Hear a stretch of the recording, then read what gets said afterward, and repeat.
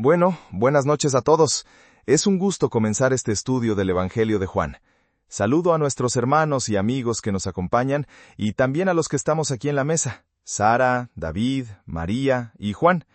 Para introducirnos, recordemos que Juan fue escrito por el apóstol Juan, el discípulo amado, probablemente entre los años 85 y 95 después de Cristo. Su propósito, como él mismo dice, es que creamos que Jesús es el Cristo, el Hijo de Dios, y tengamos vida en su nombre. A diferencia de los otros evangelios, Juan se enfoca mucho en la deidad de Jesús, presentándolo como el Logos eterno. Ahora demos inicio a nuestro estudio con el primer versículo. Leo en la Biblia de las Américas. En el principio existía el Verbo, y el Verbo estaba con Dios, y el Verbo era Dios. Este versículo es fundamental porque establece la preexistencia eterna de Cristo. El Verbo, o Logos, nos dice que Él ya existía en el principio, que estaba en una relación personal con Dios, y que Él mismo es divino, era Dios. Es una declaración poderosa sobre la naturaleza de Jesucristo. Sara, ¿qué piensas tú de este versículo? Buenas noches a todos. Samuel, muy interesante tu introducción y tu lectura en la Biblia de las Américas. Yo les leeré este mismo versículo en la Nueva Versión Internacional, que dice: En el principio ya existía el Verbo, y el Verbo estaba con Dios, y el Verbo era Dios. Desde una perspectiva histórica y del griego, el término logos, que aquí se traduce como verbo, es sumamente importante. Para los lectores judíos, logos evocaba el poder creador de Dios, su palabra que da vida, como se ve en el primer libro de la Biblia. Pero también, para la audiencia griega, la palabra logos tenía significados filosóficos profundos, refiriéndose a la razón universal o al principio que ordena el cosmos. Al identificar a Jesús con el logos, Juan no solo está afirmando su preexistencia, sino que también está apelando a concepciones clave en el contexto cultural y religioso de su época. Esto hacía relevante su mensaje para tanto judíos como gentiles. ¿Qué piensas, David? Bueno, Sara, me parece muy interesante tu aporte sobre el significado del término logos en el contexto griego y judío. Y como bien dices, Juan nos está presentando a Jesús de una manera muy profunda desde el principio de su evangelio. Permítanme leer también este mismo versículo en la versión Reina Valera 1960. Dice: En el principio era el Verbo, y el Verbo era con Dios, y el Verbo era Dios. Desde la perspectiva doctrinal, este versículo es esencial para entender la deidad de Jesucristo. Afirma claramente que el Verbo, es decir, Jesús, no fue creado, sino que existía en el principio, lo que indica su preexistencia y naturaleza divina.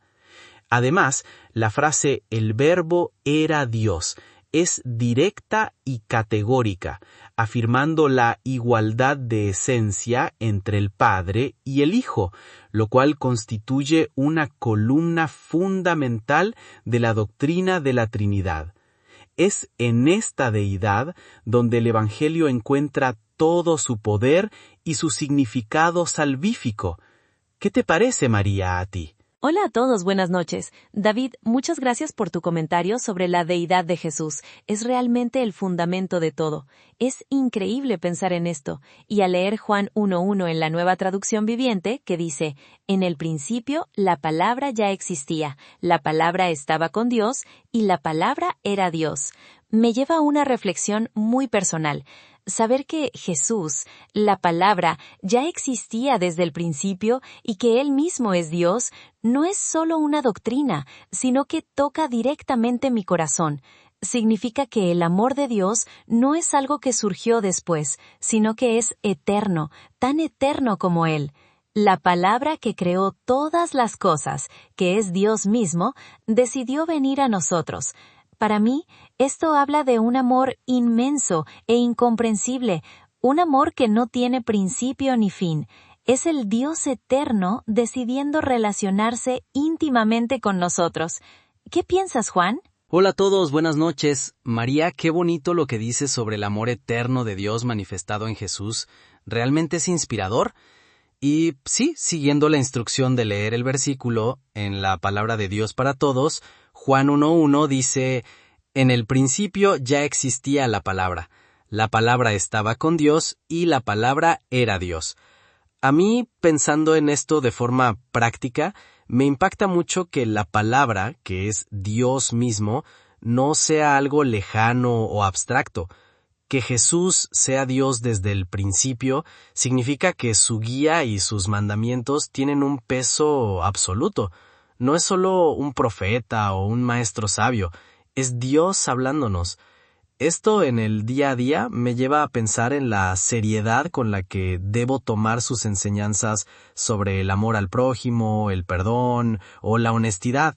No son sugerencias, son la voluntad de Dios mismo para mi vida. Saber que Él es Dios me da la confianza de que si sigo lo que dice, estoy caminando por el camino correcto, porque Él sabe perfectamente lo que nos conviene. ¿Qué piensas, Samuel? Gracias, Juan. Muy práctica tu reflexión. Es verdad, la deidad de Jesús da un peso y una autoridad inigualable a sus palabras y a cómo debemos vivir. Ahora, siguiendo con nuestro estudio, leamos el versículo 2. En la Biblia de las Américas dice: Él estaba en el principio con Dios. Este versículo, aunque corto, es crucial porque refuerza lo dicho en el versículo 1, confirmando la relación eterna y personal del Verbo con Dios Padre. No solo existía, sino que estaba con Dios, lo que implica una comunión íntima y constante desde el principio. Esta coexistencia eterna es un pilar fundamental para entender quién es Jesús. Ahora les pido a todos que leamos y comentemos este versículo en sus propias versiones. Sara, ¿qué nos puedes decir de Juan 1:2? Sara, ¿qué nos puedes decir de Juan 1:2? Claro, Samuel. Como bien dices, este versículo es clave para entender esa relación eterna. En la NIV, Juan 1:2 dice: Él estaba en el principio con Dios. Históricamente, esta frase nos lleva a reflexionar sobre la preexistencia de Jesús antes de la creación, pero también subraya una intimidad y comunión pretemporal con Dios Padre. No es solo una existencia simultánea, sino una relación esencial y única dentro de la divinidad, algo que sería crucial para comprender su misión cuando se encarnara. Esta posición con Dios ya marca la autoridad y naturaleza mesiánica de Jesús. Gracias, Sara. Es muy interesante cómo destacas esa intimidad y comunión pretemporal. Permítanme leer Juan 1:2 en la Reina Valera 1960. Este era en el principio con Dios. Desde una perspectiva doctrinal, este versículo es clave porque, aunque es breve, refuerza la afirmación de la deidad y preexistencia de Cristo del versículo anterior. La frase «Este era en el principio con Dios» no solo indica que el Verbo existía al mismo tiempo que Dios Padre, sino que también subraya una relación personal y distinta dentro de la misma esencia divina. La preposición con, en griego pros, a menudo denota una relación de comunión cara a cara, una interacción íntima y constante. Esto es fundamental para entender la doctrina de la Trinidad, donde el Hijo, siendo plenamente Dios, mantiene una relación eterna y diferenciada con el Padre. No es una mera coexistencia, sino una comunión de personas divinas. ¿Qué te parece, María? Gracias, David. Es interesante cómo destacas esa intimidad y comunión pretemporal. Permítame leer Juan 1:2 en la Nueva Traducción Viviente, que dice: La palabra estaba en el principio con Dios. Pensándolo así, el hecho de que Jesús, la palabra, estuviera en el principio con Dios, me habla de una relación única, de una comunión tan profunda y eterna que me resulta inspiradora para mi propia relación con Dios. Saber que Jesús vivió esa perfecta comunión con el Padre me anima a buscar esa intimidad en mi vida diaria, a anhelar esa presencia de Dios. Es un recordatorio de que la vida con Dios es una relación cercana y no solo un conjunto de reglas o rituales. ¿Qué piensas, Juan? Bueno, María, qué bonito lo que dices sobre la comunión eterna de Jesús con el Padre y cómo eso nos anima a buscar esa intimidad nosotros. Y sí, siguiendo la instrucción en la palabra de Dios para todos, Juan 1:2 dice, Él estaba en el principio con Dios. Pensándolo más prácticamente, que Jesús estuviera en el principio con Dios y que Él mismo sea Dios, me dice que su ejemplo de vida y sus enseñanzas no son solo teoría o buenas ideas, sino que es la forma correcta de vivir desde el diseño original de Dios. Si Él estaba en perfecta comunión con el Padre y luego vino a mostrarnos cómo ser, entonces su vida es el modelo para nuestra vida diaria, en todo, en cómo tratar a los demás, en nuestras decisiones, en nuestra fe. Es un llamado a seguir su ejemplo de comunión con Dios y de amor al prójimo. ¿Qué piensas, Samuel? Gracias, Juan. Muy acertada tu reflexión sobre cómo la comunión de Jesús con el Padre nos sirve de modelo práctico. Hemos profundizado bastante en la deidad de Jesús y su relación eterna con Dios en los versículos 1 y 2. Ahora, avancemos al versículo 3. En la Biblia de las Américas, Juan 1:3 dice, «Todas las cosas fueron hechas por medio de Él, y sin Él nada de lo que ha sido hecho fue hecho». Este versículo nos introduce en el papel activo de Jesucristo, el Verbo, en la creación. Afirma categóricamente que Él no solo preexistía, sino que fue el agente a través del cual se creó absolutamente todo. Es una afirmación poderosa de su deidad y soberanía sobre la creación. Nos muestra que el mismo Verbo que estaba con Dios y era Dios es el creador de todo lo que existe. Ahora, les pido a todos que lean y comenten este versículo en sus propias versiones. Sara, ¿qué nos puedes decir de Juan 1:3? Sara, ¿qué nos puedes decir de Juan 1:3? Claro, Samuel. Como bien dices, este versículo amplía lo que venimos discutiendo. En la NBI, Juan 1:3 dice, «Todas las cosas fueron hechas por medio de Él, y sin Él nada de lo que ha sido hecho fue hecho». Desde una perspectiva histórica, esta afirmación es fundamental, pues sitúa al verbo, al logos, como el agente creador. Esto no solo resuena con la idea de la palabra de Dios que da vida en el Antiguo Testamento, sino que también conecta con ciertas corrientes filosóficas griegas que veían al logos como el principio racional que estructura el universo. Juan está asegurando que Jesús, el Verbo de Dios, no fue solo un ser enviado o un gran maestro, sino que Él mismo fue el actor principal en toda la creación. Esto eleva inmensamente su autoridad y su posición dentro de la Trinidad. Gracias, Sara. Me parece muy interesante tu punto sobre el papel creador del Logos en la historia y en la filosofía. Permítanme leer este versículo en la versión Reina Valera 1960. Dice, «Todas las cosas por Él fueron hechas, y sin Él nada de lo que ha sido hecho fue hecho». Desde una perspectiva doctrinal, este versículo es esencial porque afirma categóricamente la participación activa del Verbo, es decir, de Jesucristo, en la creación de todo. Esto no solo refuerza su preexistencia, sino que también establece su deidad y su soberanía sobre el universo. Es un pilar fundamental para entender que el mismo Dios que está en el cielo es el mismo que creó todas las cosas y que posteriormente se hizo palpable y visible en Jesucristo. Qué bueno que empezamos este nuevo año reflexionando sobre esta profunda verdad de la Biblia, que Salomé y Noé también puedan ver el poder creador de Jesús en sus vidas. ¿Qué piensas, María? Gracias, David. Es muy profundo pensar en la soberanía creadora de Jesús. Permítame leer este versículo en la Nueva Traducción Viviente. Todo fue creado por medio de Él, y nada de lo que existe fue creado sin Él. Pensando en esto, me conmueve darme cuenta de que el mismo Jesús que existía con Dios en el principio y que es Dios, es el creador de absolutamente todo. Esto no es solo una verdad doctrinal, sino que toca mi corazón profundamente. Significa que mi vida no es un accidente. Fui creada por Él con un propósito. Cada detalle de la creación, desde las estrellas hasta la flor más pequeña, habla de su poder y su diseño. Y el hecho de que Él me creara a mí también, me da un valor inmenso.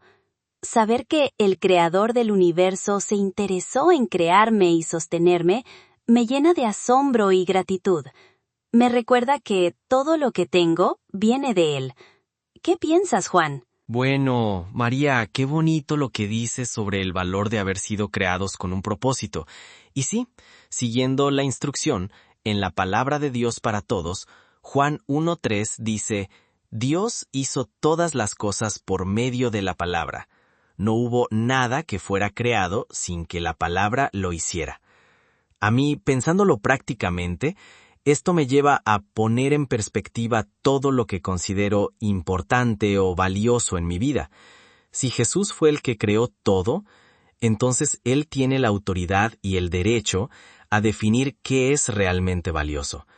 Me ayuda a no enfocarme solo en cosas materiales o pasajeras, sino en lo que tiene valor eterno, como el amor a Dios y a mi prójimo. ¿Qué piensas, Samuel? Bueno, hemos profundizado sobre el papel creador de Jesús. Ahora avancemos al versículo 4. En la Biblia de las Américas, Juan 1:4 dice, «En él estaba la vida, y la vida era la luz de los hombres». Este versículo nos introduce en otra dimensión importante, la vida. El Verbo no solo creó la vida, sino que la tiene en sí mismo, y esa vida es la luz de la humanidad. Es una afirmación sumamente profunda sobre su naturaleza divina y el propósito de su presencia en el mundo. Ahora les pido a todos que lean y comenten este versículo en sus propias versiones. Sara, ¿qué nos puedes decir de Juan 1:4? Claro, Samuel. Como bien dices, este versículo nos introduce en otra dimensión muy importante, la vida. En la NBI, Juan 1:4 dice, «En él estaba la vida, y la vida era la luz de los hombres». Desde una perspectiva histórica, este versículo se sitúa como un concepto clave en el corazón del pensamiento judío, y también en ciertas filosofías griegas. La idea de la vida y la luz estaban relacionadas con la sabiduría y el conocimiento divino en el Antiguo Testamento, a menudo manifestado en la ley y en los profetas. Juan está dando un giro a este concepto, afirmando que esa vida y luz no es solo una enseñanza o principio, sino una persona, el Verbo. Esto establece a Jesús como la fuente misma de la vida y la fuente de la verdad y la comprensión para toda la humanidad, contrastando con cualquier otra fuente de sabiduría o conocimiento que existiera en ese momento. ¿Qué piensas, David? Gracias, Sara. Me parece muy acertada tu observación sobre cómo Juan eleva el concepto de vida y luz, presentándolo no como una enseñanza, sino como una persona, el Verbo. Permítanme leer Juan 1:4 en la Reina Valera 1960. En él estaba la vida, y la vida era la luz de los hombres. Desde una perspectiva doctrinal, este versículo es fundamental porque establece a Jesucristo, el Verbo, como la fuente misma de la vida, no solo de la vida biológica, sino de la vida en su sentido más pleno y eterno, lo que el griego llama zoe. Esta vida que reside inherentemente en él es también la luz que ilumina a la humanidad. Esta luz no es simplemente conocimiento intelectual, sino revelación divina, la verdad que disipa la oscuridad espiritual y moral. Doctrinalmente, esto subraya la deidad de Cristo, ya que solo Dios posee vida en sí mismo de manera inherente y es la fuente de toda verdadera luz y revelación. ¿Qué piensas, María? Gracias, David. Es muy impactante tu punto sobre cómo la vida en Cristo es la luz de la luz. Permítanme leer este versículo en la Nueva Traducción Viviente. La palabra le dio vida a todo lo que existe, y su vida era la luz para todos. Pensando en esto, desde una perspectiva devocional, me llena de esperanza. No solo creó la vida, sino que su propia vida es la luz para nosotros. Esto significa que la verdadera vida, esa vida abundante de la que habla más adelante, no es simplemente respirar, sino vivir en su luz, tener claridad en medio de la confusión, encontrar el camino en la oscuridad. Su vida en nosotros disipa las tinieblas del pecado y la ignorancia. Me anima a buscar siempre esa luz en Él, a no conformarme con una vida a medias, sino a vivir plenamente en su verdad. También me gustaría invitar a Salome y a Noé a compartir lo que este versículo significa para ellos. ¿Qué piensas, Juan? Bueno, María, me gusta mucho cómo conectas la vida de Jesús con la luz que necesitamos para vivir, especialmente esa idea de tener claridad en medio de la confusión. Siguiendo la instrucción en la palabra de Dios para todos, Juan 1:4 dice: «En él estaba la vida, y la vida era la luz de la humanidad». Desde mi perspectiva práctica, esto de que su vida sea la luz de la humanidad significa que no solo nos da vida en un sentido espiritual, sino que esa vida se manifiesta en cómo vivimos día a día. La luz sirve para ver, para no tropezar. Las enseñanzas de Jesús y su ejemplo de vida son como esa luz que nos guía en nuestras decisiones diarias, en cómo nos relacionamos con los demás, en cómo enfrentamos los problemas. Nos da principios claros para vivir éticamente y nos muestra el camino correcto. Es una guía práctica para no andar a ciegas en el mundo. Me gustaría invitar a Salomé a que nos comparta qué piensa ella de este versículo. Gracias, Juan. Muy buena tu perspectiva práctica sobre cómo la vida de Jesús se traduce en una luz que guía nuestro caminar diario. Hemos estado meditando en el versículo 4 y cómo la vida en Cristo es la luz de los hombres. Ahora, avancemos al versículo 5. En la Biblia de las Américas, Juan 1:5 dice: «Y la luz brilla en las tinieblas, y las tinieblas no la comprendieron». Este versículo establece un contraste directo y crucial. Nos muestra que esta luz de la que hemos estado hablando, esta vida que es la luz de los hombres, opera en medio de la oscuridad. Más aún, nos dice que las tinieblas no la comprendieron, o como otras versiones traducen, no la vencieron. Esto sugiere una confrontación. La luz está activa, brillando, y aunque las tinieblas intenten apagarla o no la entiendan, no tienen el poder de prevalecer sobre ella. Es una afirmación de la superioridad y la invencibilidad de la luz de Cristo frente a la oscuridad del mundo. Ahora, les pido a todos que lean y comenten este versículo en sus propias versiones. Sara, ¿qué nos puedes decir de Juan 1:5? Gracias, Samuel. Es muy interesante este contraste que mencionas entre la luz y las tinieblas. En la NIV, Juan 1:5 dice: «La luz brilla en las tinieblas, y las tinieblas no la lograron vencer». Desde una perspectiva histórica, el concepto de tinieblas se utilizaba no solo para referirse a la oscuridad física, sino también a la ignorancia, a la maldad y al pecado. Juan está posicionando la luz de Cristo como el poder superior que es capaz de penetrar y vencer esa oscuridad espiritual, algo que era un tema relevante en el contexto en el que se escribe el Evangelio, donde había diversas corrientes filosóficas y religiosas que hablaban de la dualidad. Juan está afirmando que esta luz no es opacada por las tinieblas.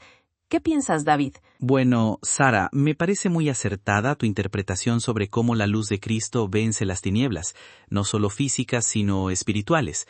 Permítanme leer este versículo en la Reina Valera 1960.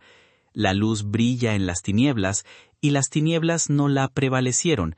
Desde una perspectiva doctrinal, este versículo establece la naturaleza activa y victoriosa de Cristo, la luz del mundo. Doctrinalmente, esto significa que la obra de redención que Cristo lleva a cabo no puede ser derrotada por el pecado ni por el poder de las tinieblas. La luz siempre prevalece. Es un evangelio de victoria, no de fracaso, y esto tiene implicaciones profundas para nuestra fe. ¿Qué piensas, María? Gracias, David. Es muy poderoso pensar en esa victoria doctrinal de la luz de Cristo. Permítanme leer este versículo en la Nueva Traducción Viviente. La luz brilla en la oscuridad, y la oscuridad no ha podido apagarla. Desde una perspectiva devocional, esto me da mucha esperanza y consuelo. En mi día a día, a veces siento que hay mucha oscuridad a mi alrededor, o incluso en mi propio corazón, ya sea por dudas, miedos o errores. Pero saber que la luz de Jesús brilla constantemente y que ninguna oscuridad, por intensa que parezca, pueda apagarla, es un ancla para mi fe. Me recuerda que su poder es mayor que cualquier dificultad o tiniebla que enfrente, y que su luz siempre está disponible para guiarme. ¿Qué piensas, Juan? Bueno, María, es muy bonito lo que nos compartes sobre la esperanza y el consuelo en la luz de Jesús. Siguiendo la instrucción en la palabra de Dios para todos, Juan 1:5 dice: «La luz brilla en la oscuridad, y la oscuridad no ha podido apagarla».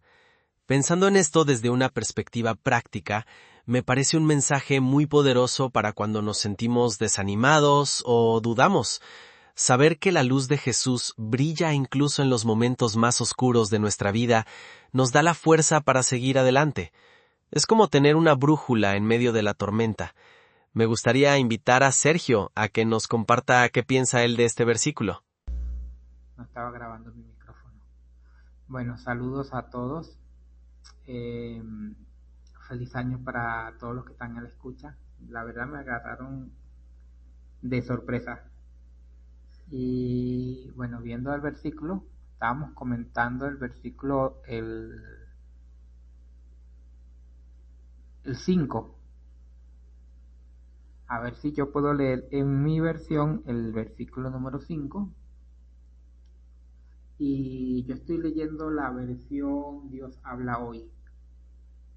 El versículo número 5 dice: «Esta luz brilla en las tinieblas, y las tinieblas no han podido apagarla». Y esto me lleva a recordar cuando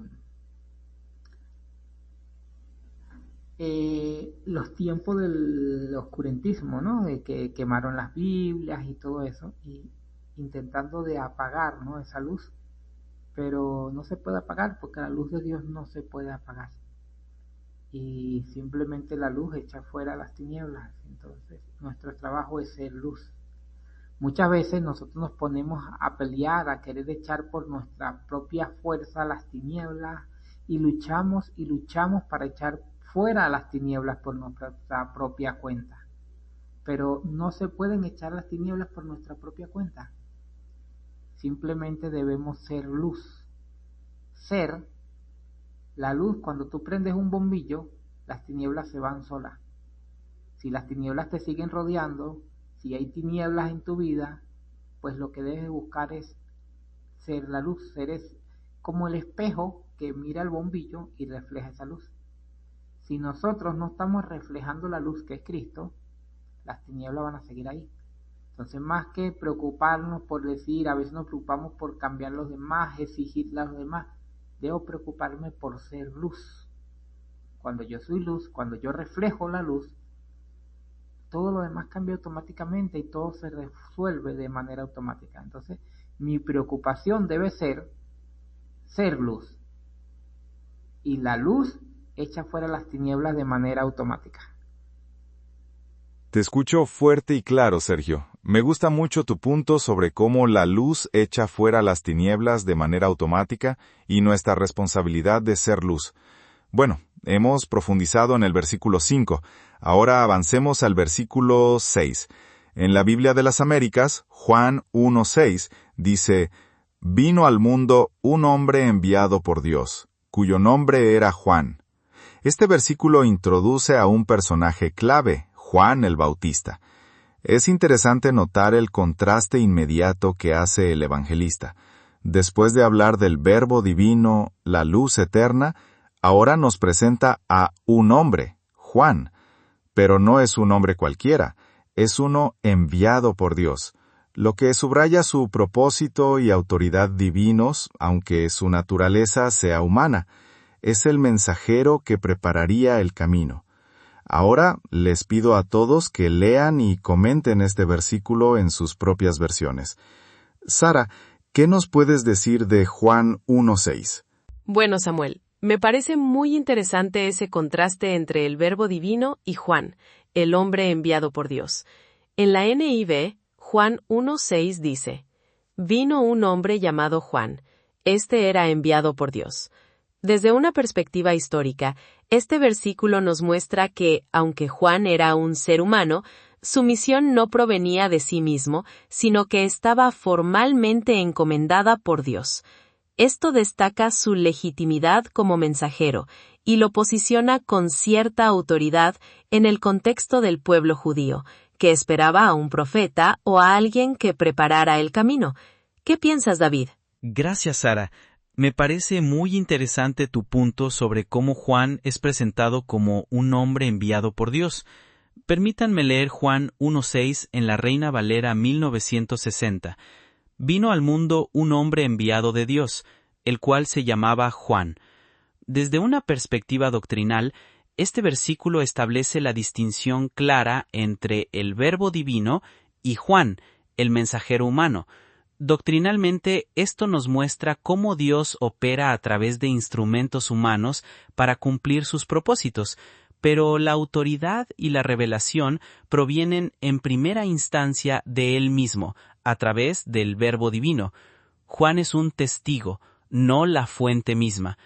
¿Qué piensas, María? Gracias, David. Es muy interesante esa distinción doctrinal que haces entre el Verbo y Juan como mensajero. Me hace pensar en la importancia de quien envía el mensaje. Permítanme leer el versículo 5, como nos han pedido, en la Nueva Traducción Viviente. La luz brilla en la oscuridad, y la oscuridad no ha podido apagarla. Desde una perspectiva devocional, este versículo es un recordatorio constante de la naturaleza invencible de la luz de Cristo. Incluso en los momentos de mayor confusión o dificultad en mi vida, cuando siento que las tinieblas me rodean, saber que su luz sigue brillando y que ninguna oscuridad tiene el poder de extinguirla, me da una paz profunda. Me motiva a no rendirme ante las sombras y a buscar siempre esa luz que disipa toda tiniebla. La misión de Juan, como mensajero enviado por Dios, cobra aún más sentido al entender que él vino a dar testimonio de esta luz imparable.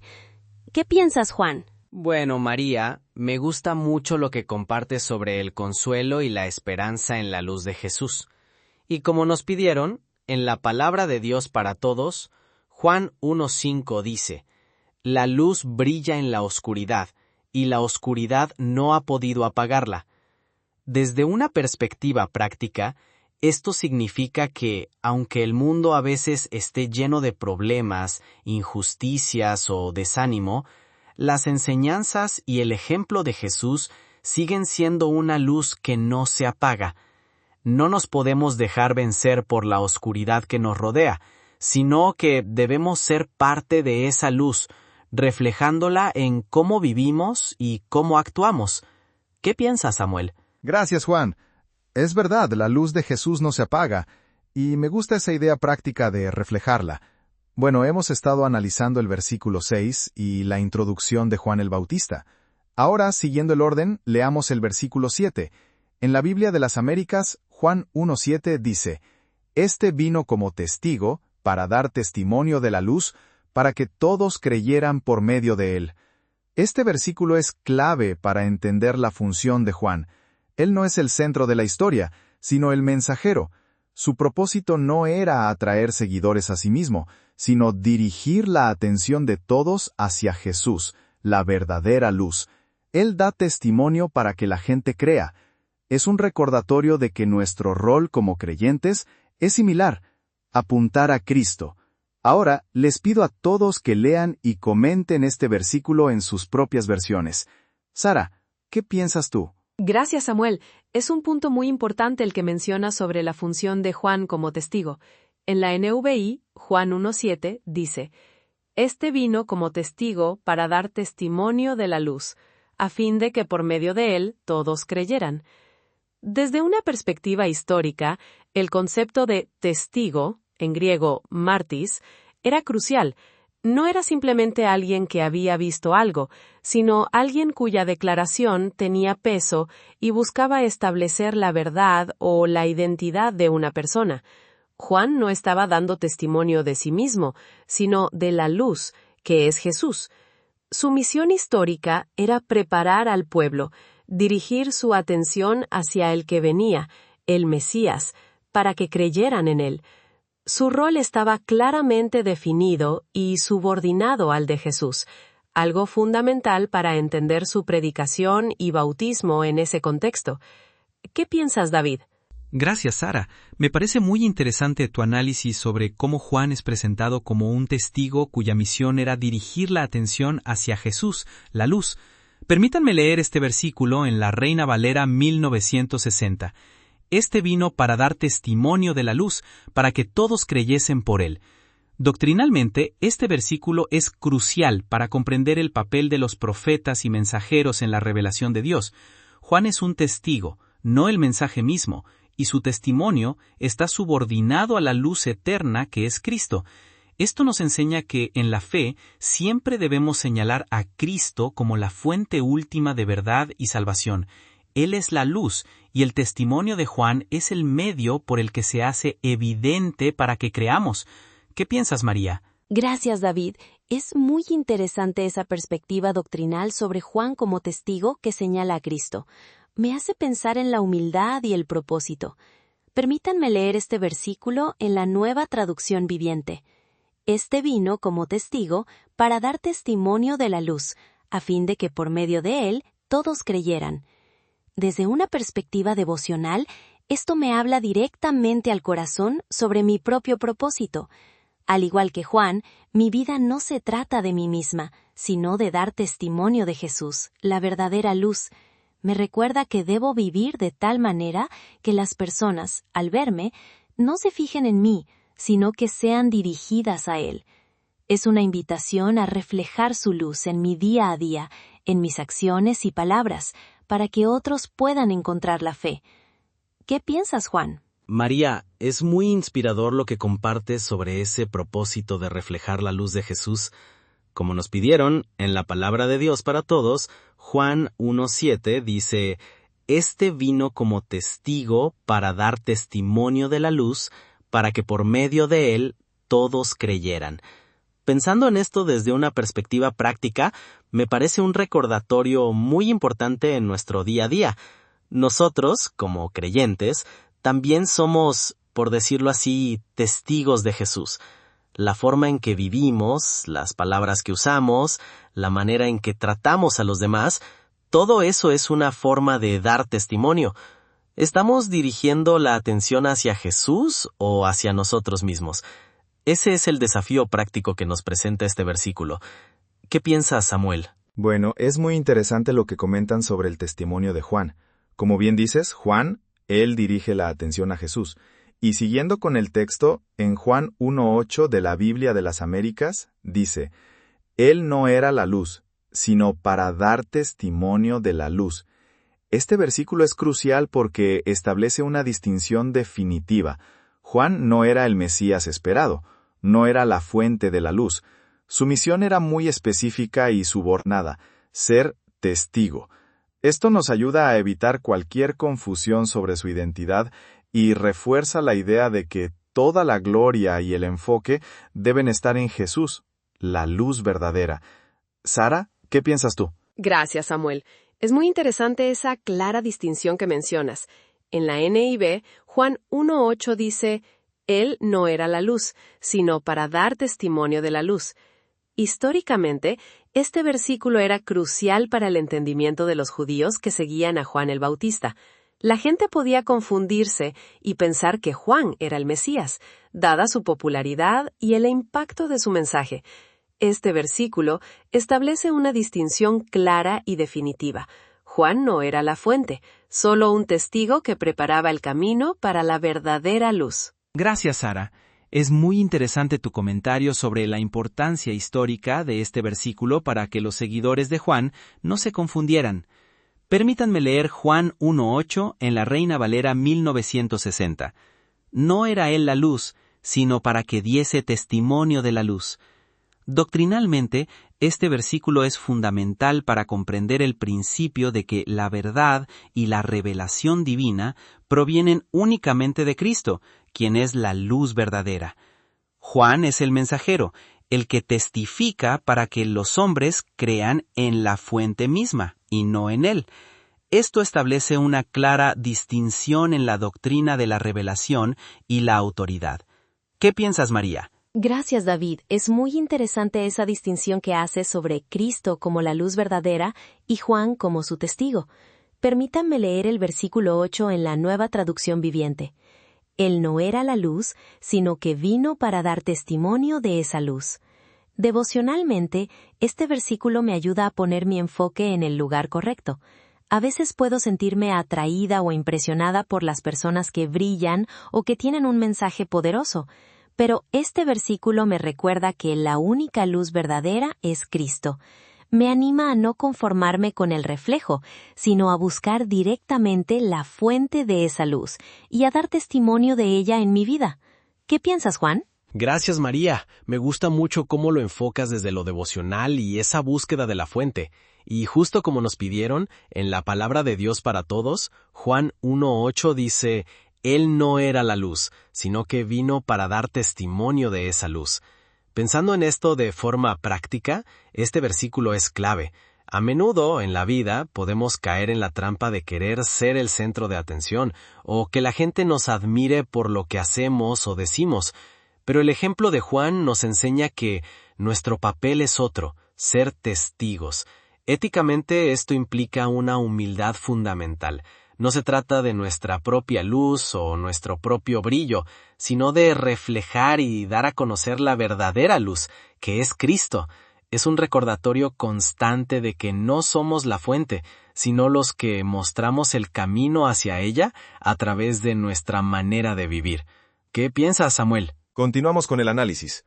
En Juan 1:9 de la Biblia de las Américas leemos, «Existía la luz verdadera que, al venir al mundo, ilumina a todo hombre». Este versículo nos presenta la naturaleza de Jesús como la verdadera luz y su misión de iluminar a toda la humanidad. Él es el origen del entendimiento y la vida espiritual. Sara, ¿qué piensas tú? Gracias, Samuel. Es muy interesante lo que mencionas sobre la naturaleza de Jesús como la verdadera luz. Permítanme leer yo también Juan 1:9 en la NIV. La luz verdadera que alumbra a todo ser humano venía a este mundo. Históricamente, este versículo es fascinante, porque introduce el concepto de una luz universal y verdadera, en un contexto donde existían muchas corrientes filosóficas y religiosas que hablaban de conocimiento o deidades luminosas. Juan no solo está hablando de una metáfora, sino de la encarnación de esa luz, de Jesús, que vino a iluminar a la humanidad desde una perspectiva única y divina. No se trata de un saber esotérico, sino de la presencia reveladora de Dios en el mundo. ¿Qué piensas, David? Gracias, Sara. Me parece muy pertinente tu análisis sobre el contexto histórico de la luz verdadera. Doctrinalmente, cuando leemos Juan 1:9 en la Reina Valera 1960, aquella luz verdadera que alumbra a todo hombre venía a este mundo. El concepto de la luz verdadera es fundamental. Sistemáticamente, Esto nos lleva a la doctrina de Cristo como la única fuente de vida y verdad. El hecho de que alumbra a todo hombre no significa necesariamente que todos son salvos automáticamente, sino que hay una revelación general de Dios inherente a la creación y a la conciencia humana. Cristo, al venir al mundo, intensifica y personaliza esta iluminación. Es la revelación especial que permite a la humanidad conocer a Dios de manera salvatoria. Esta luz es la base de todo entendimiento espiritual y moral, aunque no todos la reconozcan o la sigan. Es un acto de gracia universal que precede a la fe salvadora. Perdón, me interrumpí. Continuaba diciendo que el versículo nos habla de una revelación general de Dios inherente a la creación y la conciencia, que hace posible que todo hombre tenga algún tipo de conocimiento de esa luz, aunque el pleno conocimiento solo viene a través de la revelación particular en Jesucristo. Esta luz es universal, pero la salvación es a través de la fe en Cristo. ¿Qué piensas, María? Gracias, David. Es muy interesante tu punto sobre la revelación general y la conciencia. Permítanme leer el versículo 9 en la Nueva Traducción Viviente. La luz verdadera que alumbra a todo ser humano venía a este mundo. Devocionalmente, a mí me conmueve la idea de que Jesús es esa luz verdadera y que ha venido a iluminar nuestra vida. A veces sentimos oscuridad, confusión o dudas, pero saber que Él es la luz que puede guiarnos me da mucha paz y esperanza. Es como tener un faro en medio de la tormenta. ¿Qué piensas, Juan? Gracias, María. Me gusta mucho cómo ves esa paz y esperanza en Jesús como la luz. Como nos pidieron, en la palabra de Dios para todos, Juan 1:9 dice: La luz verdadera que alumbra a todo ser humano venía a este mundo. Pensando en esto desde una perspectiva práctica, me hace pensar en cómo esa luz nos afecta a todos, incluso a quienes no lo conocen directamente. Podría reflejarse en nuestra conciencia, en el deseo de hacer el bien o en la búsqueda de la verdad. Éticamente nos plantea el desafío de vivir de una manera que no oculte esa luz, sino que la permita brillar a través de nosotros. ¿Qué piensas, Samuel? Es muy interesante lo que planteas, Juan, sobre la luz que nos afecta a todos y el desafío ético de reflejarla. Profundizando un poco más en ese ilumina a todo hombre de Juan 1:9 en la Biblia de las Américas, podemos verlo no solo como una influencia ética o de conciencia, sino también doctrinalmente. Esta luz que viene al mundo es una manifestación universal de la gracia de Dios, ofreciendo a la humanidad la posibilidad de conocerle, aunque sea de forma incipiente, incluso antes de un encuentro personal con Cristo. Es la base sobre la cual la revelación particular en Jesús se construye. Es decir, hay una predisposición divina en el ser humano, aunque oscurecida por el pecado, a reconocer la luz cuando se presenta plenamente. Continuemos ahora con el siguiente versículo. ¿Qué piensas tú, Sara? Es muy interesante lo que planteas, Juan, sobre la luz que nos afecta a todos y el desafío ético de reflejarla. Profundizando un poco más en ese ilumina a todo hombre de Juan 1:9 en la Biblia de las Américas, podemos verlo no solo como una influencia ética o de conciencia, sino también doctrinalmente.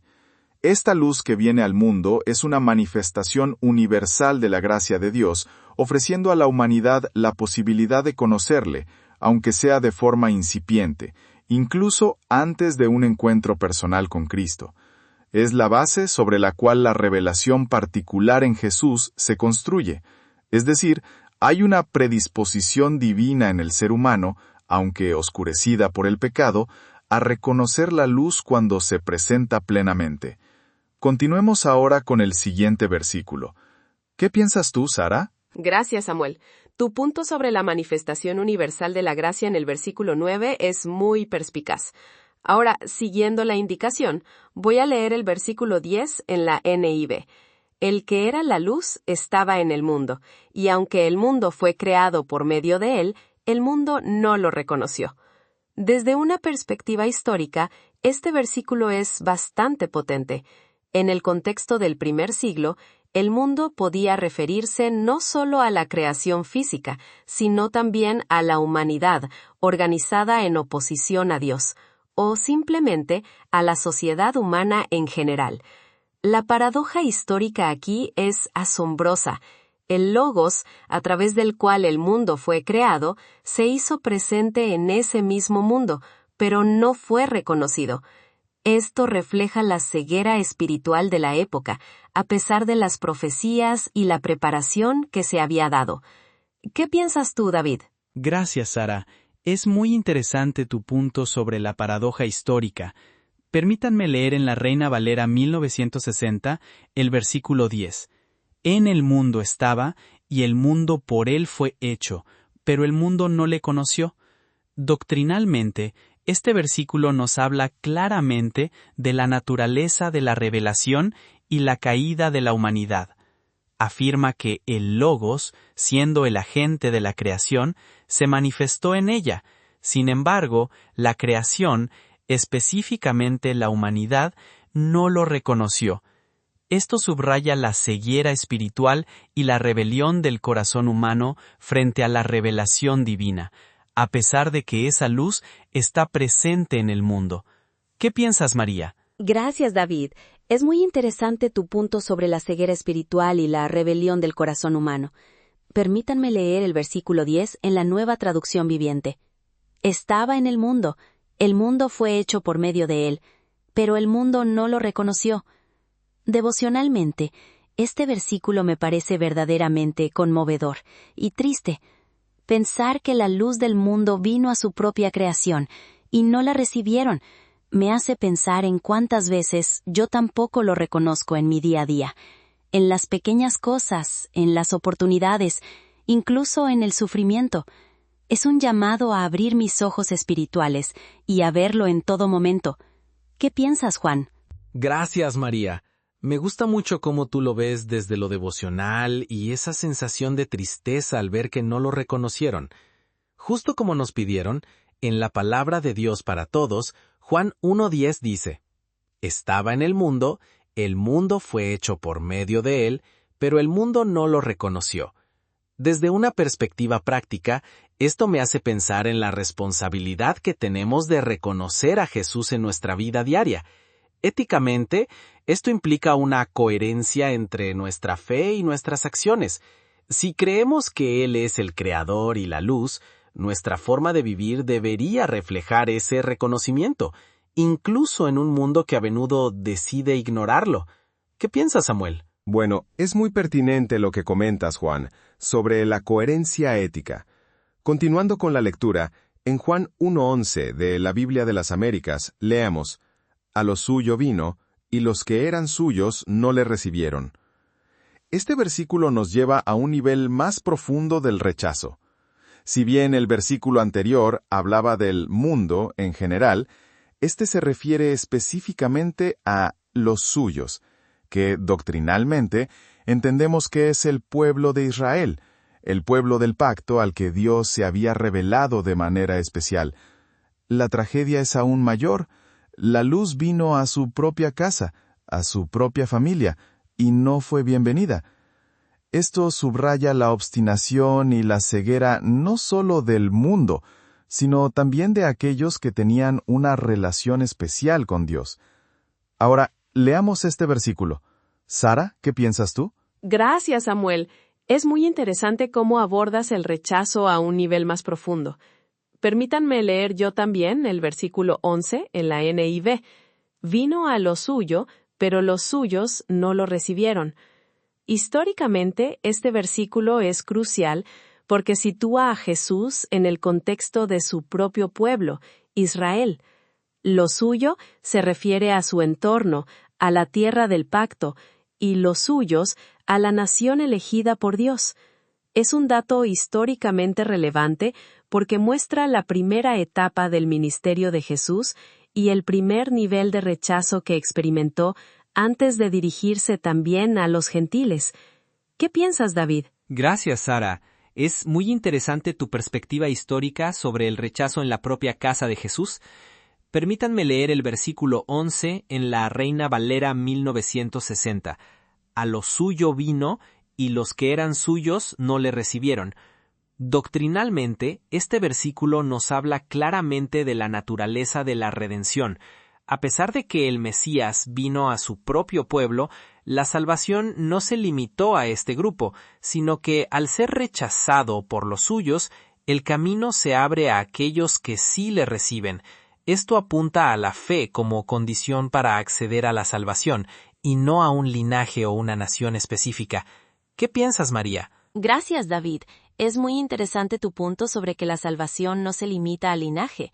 Permítanme leer el versículo 11 en la Nueva Traducción Viviente. Vino a su propio mundo, pero los de su propio mundo no lo recibieron. Devocionalmente, a mí me toca mucho la idea de que Jesús viniera a los suyos, a su pueblo, a quienes debieron recibirlo con los brazos abiertos, y que no lo hicieran. Es como si alguien llega a tu propia casa y le niegas la entrada. Me hace pensar en si yo, conociendo a Jesús, a veces le cierro la puerta de mi corazón en algún momento, o no le doy el lugar que merece. ¿Qué piensas, Juan? Bueno, María, me parece muy interesante cómo lo relacionas con si a veces le cerramos la puerta de nuestro corazón. Como nos pidieron en la palabra de Dios para todos, Juan 1:11 dice, «Vino a su propio mundo, pero los de su propio mundo no lo recibieron». Pensándolo en términos prácticos, esto me hace cuestionar si realmente le estamos dando la bienvenida a Jesús en nuestra vida diaria. No solo se trata de creer en Él, sino de permitirle que sea el centro, que guíe nuestras decisiones y acciones. Éticamente, esto implica una coherencia entre nuestra fe y nuestro comportamiento. ¿Qué piensas, Samuel? Es muy pertinente lo que comentas, Juan, sobre la coherencia ética. Ahora, siguiendo la secuencia, en Juan 1:12 de la Biblia de las Américas leemos, «Pero a todos los que le recibieron, les dio el derecho de llegar a ser hijos de Dios, es decir, a los que creen en su nombre».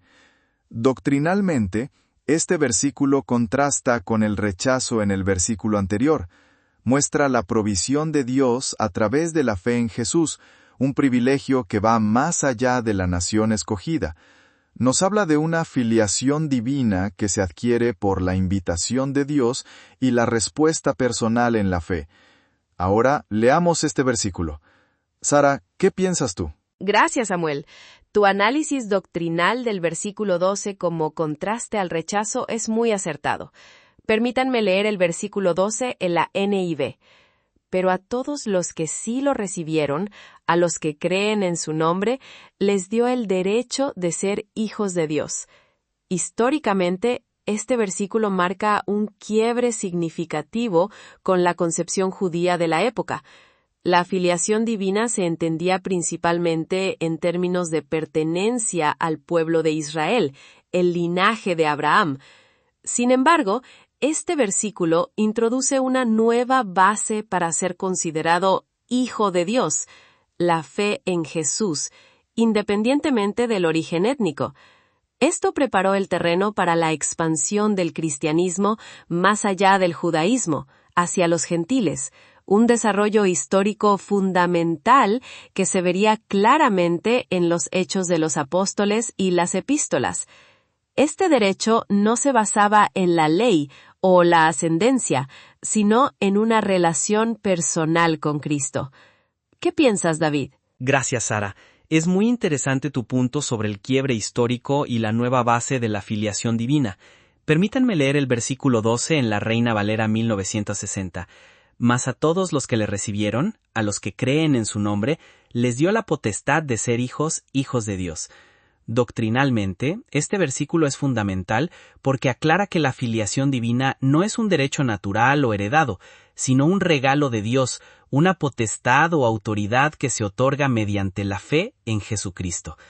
Esto establece una distinción crucial entre la creación y la redención, mostrando que la salvación y la filiación divina son un acto volitivo de Dios que requiere una respuesta activa del ser humano por medio de la fe. ¿Qué piensas, María? Gracias, David. Es muy interesante tu punto sobre que la filiación es un regalo por la fe. Permítanme leer el versículo 12 en la Nueva Traducción Viviente. Pero a todos los que sí lo recibieron, a los que creen en su nombre, les dio el derecho de ser hijos de Dios. Devocionalmente, este versículo me llena de muchísima alegría. Pensar que, a pesar del rechazo que vemos en los versículos anteriores, hay una promesa para aquellos que sí lo reciben. Es un regalo inmerecido, la posibilidad de formar parte de la familia de Dios, solo con creer en Jesús. Es una filiación que va más allá de cualquier condición humana. ¿Qué piensas, Juan? Gracias, María. Me gusta mucho cómo lo ves desde lo devocional y esa sensación de gozo al ver que hay promesa para los que sí lo reciben. Justo como nos pidieron, en la palabra de Dios para todos, Juan 1:12 dice: «Pero a todos los que lo recibieron y creyeron en él, les dio el derecho de ser hijos de Dios». Pensándolo en términos prácticos, esto me hace cuestionar si realmente le estamos dando la bienvenida a Jesús en nuestra vida diaria. No solo se trata de creer en Él, sino de permitirle que sea el centro, que guíe nuestras decisiones y acciones. Éticamente, esto implica una coherencia entre nuestra fe y nuestro comportamiento. ¿Qué piensa Samuel? Permítanle que sea el centro, que guíe nuestras decisiones y acciones. Éticamente, esto implica una coherencia entre nuestra fe y nuestro comportamiento. ¿Qué piensas, Samuel? Es muy pertinente lo que comentas, Juan, sobre la coherencia ética, y también la alegría que transmite María con el versículo 12 de la filiación divina por la fe. Ha sido una ronda muy enriquecedora. Les informo que, siguiendo las instrucciones, esta es nuestra última ronda. Por lo tanto, les pido que hagan un breve resumen de sus conclusiones sobre los versículos de esta ronda y se despidan de la audiencia. Ha sido un placer estudiar juntos. Sara, ¿qué piensas tú? Gracias, Samuel. Aprecio tu resumen y la pertinencia de los puntos que se tocaron. En esta última ronda, me gustaría recalcar, desde mi perspectiva histórica, la importancia de estos versículos en el contexto del Evangelio. El versículo 11 nos muestra un hecho histórico crucial, el rechazo de Jesús por parte de su propio pueblo, sentando las bases para una redefinición de la filiación divina que vemos en el versículo 12.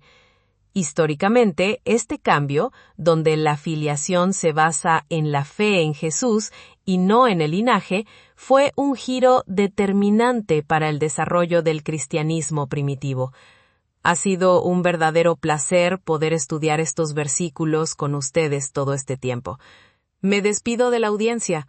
Muchas gracias. ¿Qué piensas, David? Gracias, Sara. Es muy interesante tu punto sobre el quiebre histórico. Retomando lo que hemos visto y resumiendo desde una perspectiva doctrinal, Juan 1:11 nos habla del rechazo de Dios por parte de su propio pueblo, aquellos que tenían una revelación especial.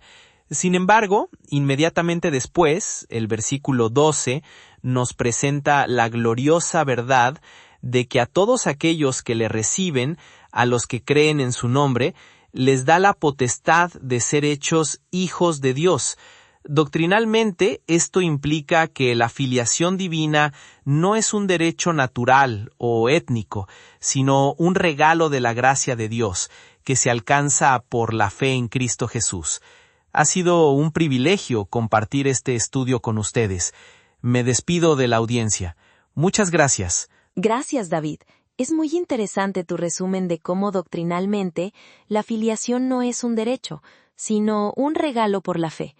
Desde una perspectiva devocional, a mí me impacta mucho cómo a pesar del rechazo que hemos meditado en el versículo 11, el versículo 12 nos abre la puerta a una nueva posibilidad, ser hijos de Dios creyendo en Jesús.